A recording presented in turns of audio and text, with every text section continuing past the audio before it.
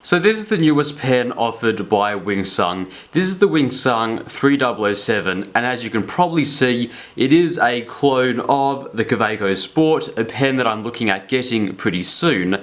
Now this pen really is one of the newest pens that Wingsung has launched. This pen I only saw on eBay in the first little bit of December, and it's only just arrived a few weeks ago. So I was pretty excited to use it because I am certainly going to get a Kaweco Sport, and unfortunately up until I was using this pen, I would say that Wingsung has really increased the bar for Chinese fountain pens. Honestly, before I used this fountain pen, I would say that all the Wingsung pens that I'd used were really decent pens, much more higher in quality than say Jinhao.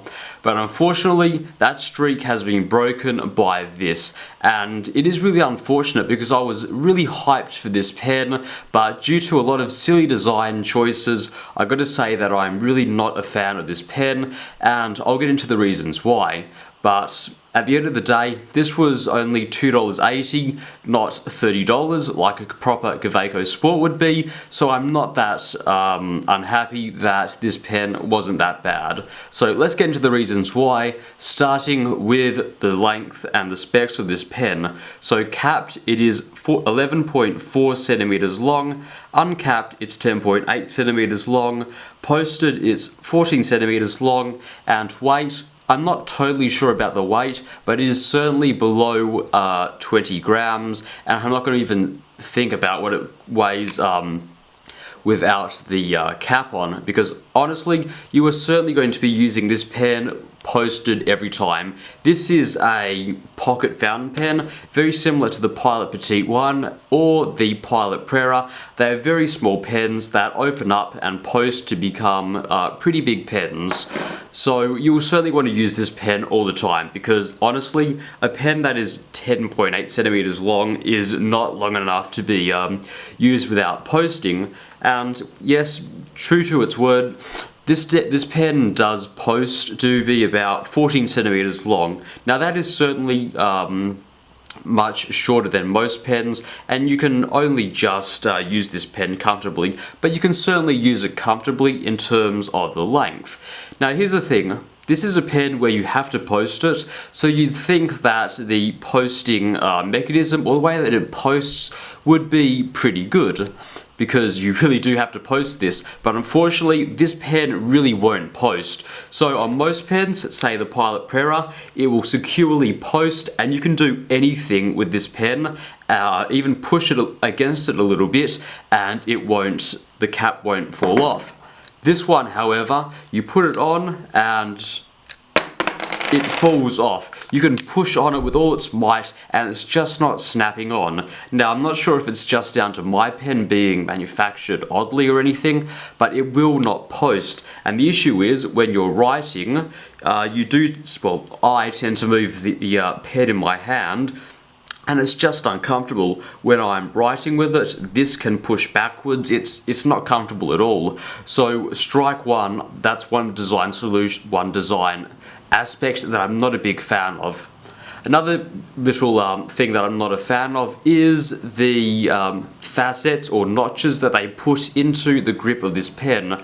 Now it's very similar to a Lamy or a Lambital that I did. It has little ergonomic notches pushed in, which is alright. I can sort of get used to the Lamy ones where there's two notches, but unfortunately they have chosen to do three, and three is very uncomfortable because you have to be very precise with the way that you hold it, and it's just not ergonomic in any way for me. It doesn't work with me due to the way that I hold my pens. It's just not very comfortable at all, and I haven't been able to write with this for more than about 15 to 20 minutes. So that is the second design aspect that I don't like about this. I had a very similar experience with the Lambital that I reviewed a few weeks earlier. So strike two. Now if we move to the back of the pen, you can see that this is just an injection molded piece of plastic, and here's the thing, Most of the other Wingsung pens that I've been using have been pretty high quality in construction and materials.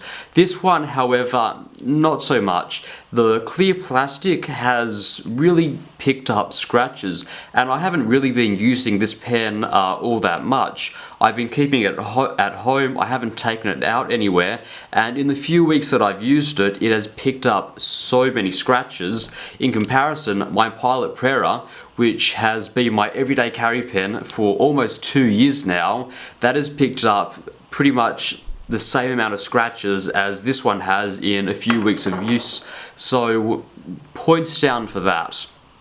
Now, if we move down to the threads of the pen, this is one thing that I like. This pen uses plastic threads, and the material around the threads that holds it onto the front of the pen, it is pretty thick. There's a lot of plastic, which means I am pretty certain that you could apply a lot of pressure to the pen and it won't snap, which is really good. Now, if we move on to the rest of the pen, you can see quite plainly that I am using a cartridge, and normally if it comes with a cartridge, I'll throw the cartridge in my drawer and I'll never use it, and I'll switch right over to the converter that it comes with. Except this pen didn't come with a converter, which is odd because all the other Wingsung pens or Jinhao pens or whatever, they always come with a converter, but this one only came with one cartridge, so talk about being stingy, one cartridge full of blue ink. It only gets worse. So here's the thing, I tried to put in a standard international converter and I was given 2 issues. The first issue was the standard international converter was too big for this pen. No matter, I have a smaller mini standard international converter. I tried to put that in and it wouldn't fit on the connection point, which is really odd because this is a Wingsung 3007. I have a Wingsung 3001 and a Wingsung 3003, and they both use standard international converters or cartridges. This one doesn't, so this is a really unknown cartridge or converter that it's using. I tried a Bayor converter, other Jinhao converters, they just don't fit on this. So my only real option is to get a syringe, look like a heroin junkie, and inject a little bit of ink into the bottom of this, which is a little bit annoying. Now here's the thing, a lot of you would probably stop and say, well, wait a second, you can always eyedrop at this pen.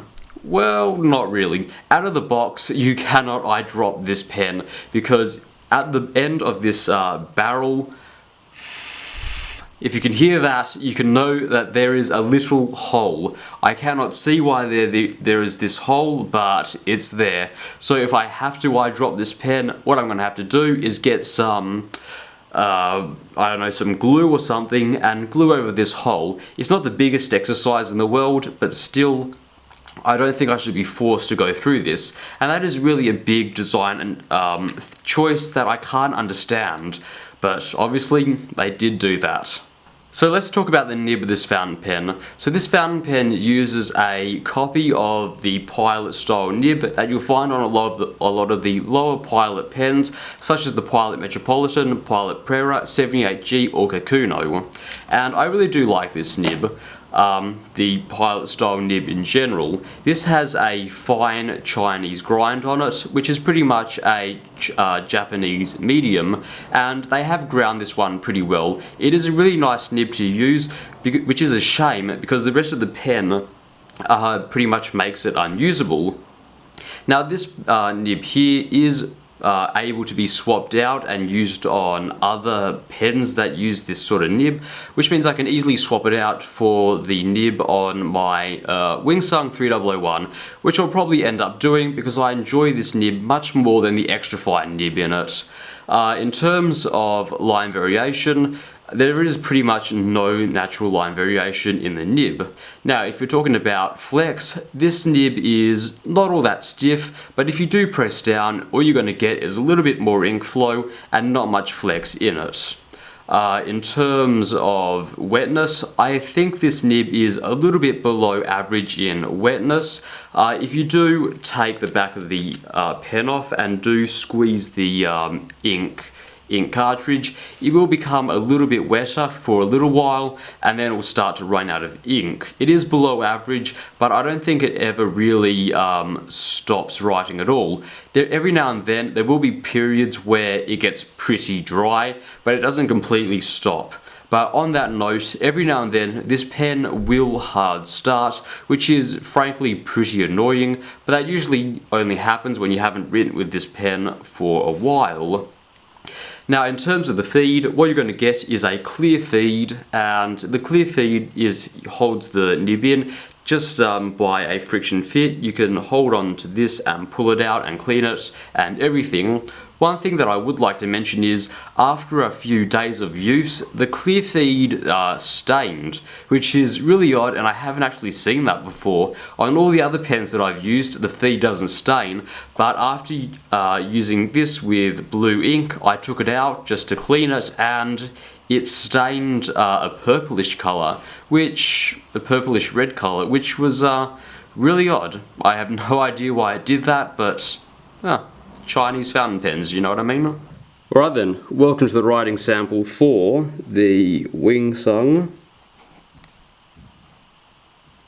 This is the Wing Sung 3007. It has a Chinese fine nib or a Japanese medium nib.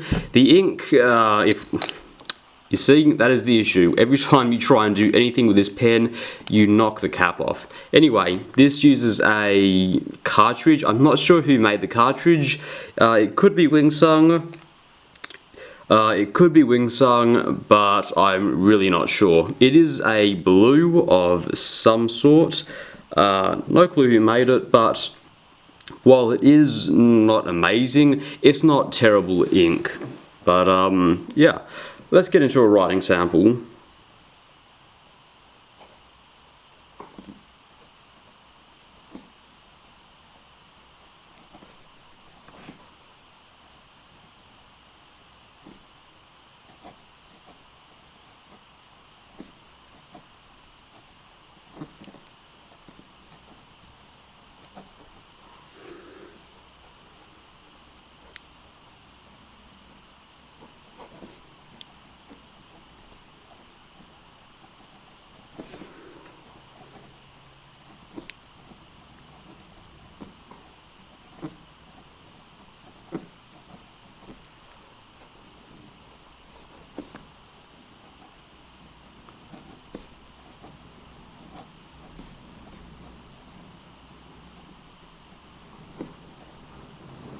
Alright then, writing sample over. That is just a quick little quote from one of the books that I'm reading at the moment, Forces of Nature. Awesome book. Yeah, so this is the writing sample, and unfortunately it's not as neat as usual. One of the reasons why is just the annoying ergonomics of this fountain pen. Like, my god, I do not like it one bit. The grip, super uncomfortable, as well as this. This kept moving in my palm, not comfortable at all to use. In terms of the nib, you can see there are points where it is a lot darker, like here, and there are points where it is a lot lighter, like here. The B certainly is. The ink flow is just not consistent. In terms of line flex, there is pretty much none at all. But in terms of just regular writing, in terms of just how well the nib was, it was pretty smooth, not that much feedback at all. Now in terms of fast writing,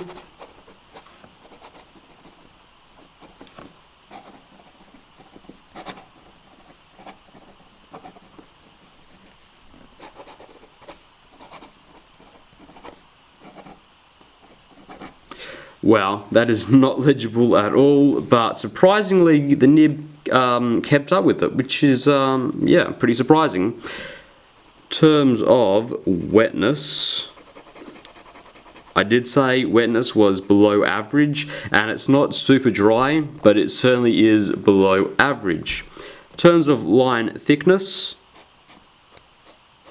not much natural line variation at all. And this is the nib without pressure, and let's slowly build up pressure. And as you can see, quickly, no pressure, and it flexes a little bit, but then it starts to railroad, which is pretty unfortunate. So if we just take it slow, nah, there's no way I can really take it slowly. It just railroads, which is a little bit unfortunate. In terms of reverse writing,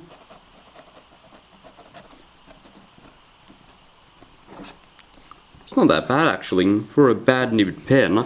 Reverse writing is, yeah, it's alright. Anyway, thank you for watching my review of the Wingsung 3007.